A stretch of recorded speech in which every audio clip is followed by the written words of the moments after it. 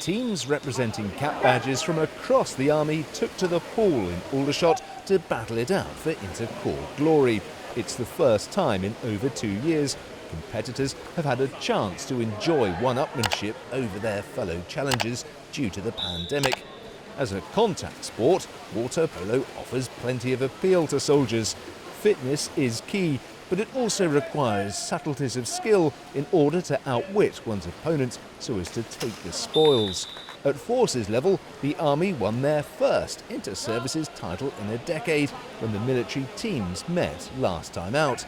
The inter-corps competition provides the Army management a great chance to talent spot and bolster their squad. This is my main event for where I get my new players, all the new talent. I find out, because we're playing in the National League now, people do come and find me rather than me finding them anymore, which is good. But this gives me a chance to kind of run an eye over who we've got, and then from here we'll be looking at the inter-services in July.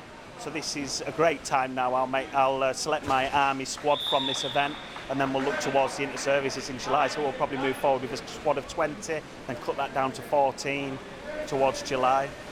Army's success at inter-services level has also been attributed to their involvement in the National Water Polo League. Regular fixtures against top-class civilian opposition is reaping its rewards. Like I say, we're playing National League, we're in Championship 3.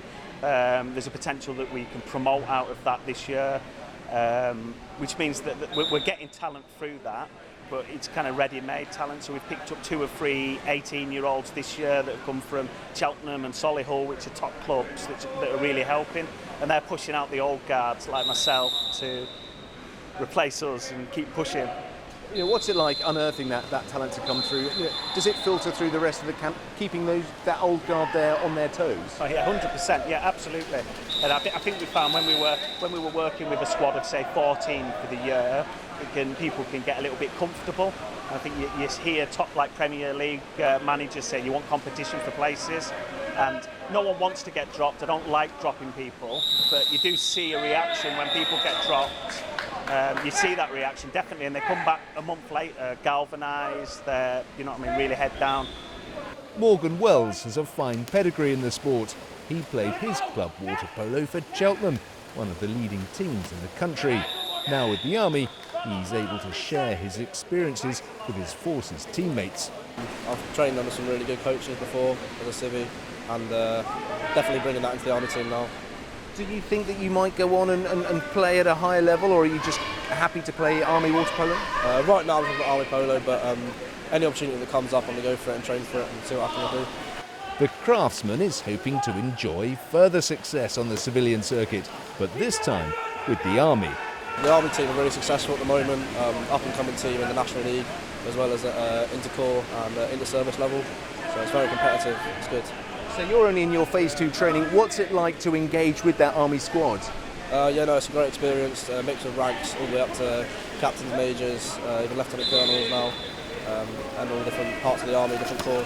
Yeah, so you're travelling the country, taking on teams that you would have played against in your civvy days. Yeah, it's a bit different, but it's really exciting to represent the Army against teams that I've played before, but different level.